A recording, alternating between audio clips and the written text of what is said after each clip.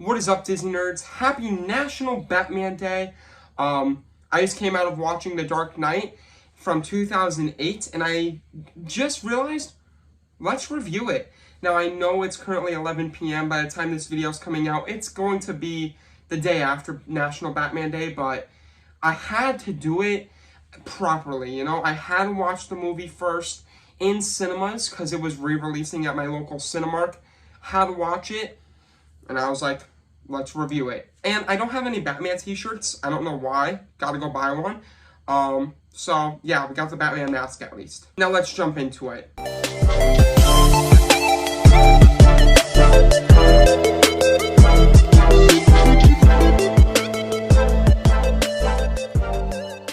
Starting off with plots, what can I say? It's a 10 out of 10. The plot is amazing. You got the Joker, Heath Ledger, best Joker ever.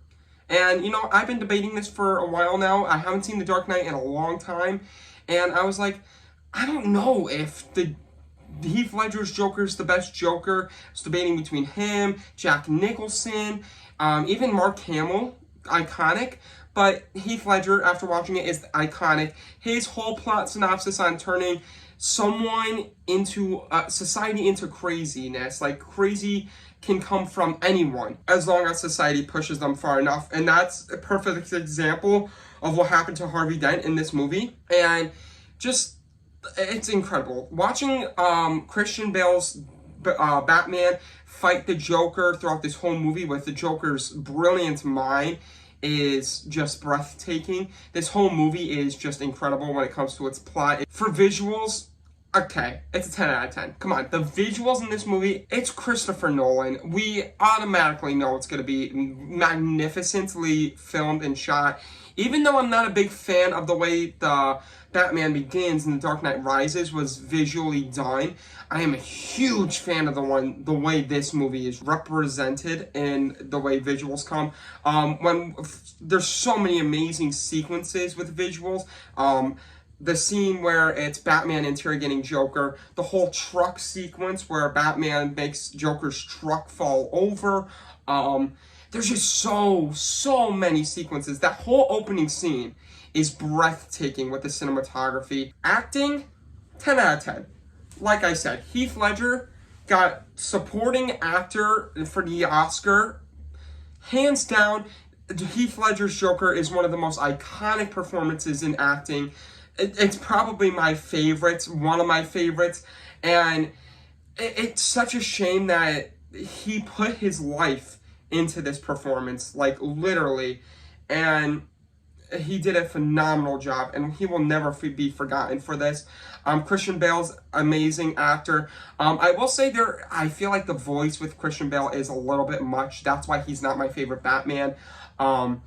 But everyone in this movie, acting-wise, is phenomenal. You got Harvey Dent, who is incredible, going from the White Knight, amazing person, but then, you know, you either die a hero or live long enough to see you become the villain, and that's unfortunately what happens to him. And his acting, character development, transformation throughout this movie is incredible. But Joker definitely steals the show, and it's just phenomenally paced, and acting representation it's incredible. Soundtrack, I'm giving it a 9 out of 10, only because the soundtrack is great, but there's nothing that's blowing me away, and there's nothing that I'm like loving. Everything else about this movie is perfect, but the soundtrack just isn't great. I do love whenever there's an intense sequence within the movie. There's like a sound that gets higher and higher pitch, and like you feel the suspense, and it definitely makes you suspense. But that's really about it. There's nothing that's like blowing at me that's incredible with the soundtrack. And I will say that's probably the only thing about this movie that doesn't make it brilliantly perfect. Whereas like the Batman from last year, the soundtrack just is incredible. Every single song or sequence or sound in that movie is incredible. It has a great soundtrack, but nothing is blowing me away with it. Now, enjoyment, 10 out of 10. I enjoyed every single second of this movie. There were so many iconic scenes. The ship scene with the boats is phenomenal. Everything about like the enjoyment. Like, I was on the edge of my seat. Every single time that the Joker is on screen, I love it. Honestly, I could have had that whole Joker movie with Joaquin Phoenix with just this character. I want to know what happened with his scars, how he got them, and I think that's actually the best part of the movie is he's such like a great villain that you want to know his backstory, but honestly, we should never know his backstory because those are the best type of characters. Like Hannibal Lecter in Silence of the Lambs, you never know what his backstory is, but you just want to know, and that's what makes you love his character, and that's exactly what it is with the Joker. That's the main enjoyment of this movie, is Heath Ledger's Joker makes this movie for me. And now ending is a 10 out of 10. It's just crazy because the whole Joker basically won in this movie. Now, he might have not have won in the sense that he got away or that he like won his like small battles, but his overall mission was to show the world that one single man can be drawn into craziness with society or with one small change in their life or massive change in their life. And that is exactly what the Joker did with Harvey Dent. He made Gotham's most respected man in the world just change into Gotham's least person ever, trying to kill everyone, trying to kill the people that killed his future wife, and going after Gordon's kids. That's a lot. But in the end, we clearly see that Batman goes, no, I'll take the fall. I'll say this is the hero we need right now for Gotham. They can't know about this. And that is breathtaking. But just knowing the Joker technically won is insane to me because he won. He won his mission, and that's crazy. So overall, this movie is phenomenal when it comes to everything. Just not soundtrack, really. It's not excellent. But I'm giving this movie a 99 out of 100. It is phenomenal, and I know it's right at being 100. It's just not because of the soundtrack. The soundtrack could have been done a slightly bit better, in my opinion.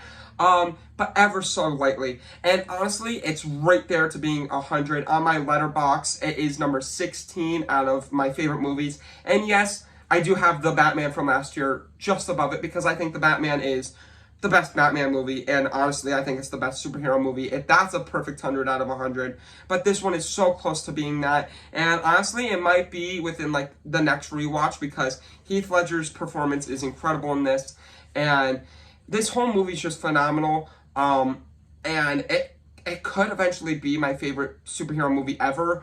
And it's so close to being in the top 10 movies. It's just a 99, but it's the highest 99 ever. It could be 100 within like a few weeks. But yeah, The Dark Knight is iconic. Everyone should watch it. It is arguably the best superhero movie, one of the best movies ever. Let me know what you guys think of The Dark Knight. Is this your favorite Batman movie? And if it's not, what is your favorite Batman movie? Who do you think the best Batman is? Let me know all in the comments below, and have a great National Batman Day, even though technically it was yesterday, but whatevs. And anyways, make sure you like the video. Make sure, if you really liked it, make sure you subscribe. We are almost at 500. Crazy. Ring the bell for future videos like this. That being said, digital out. Peace. I'm Batman.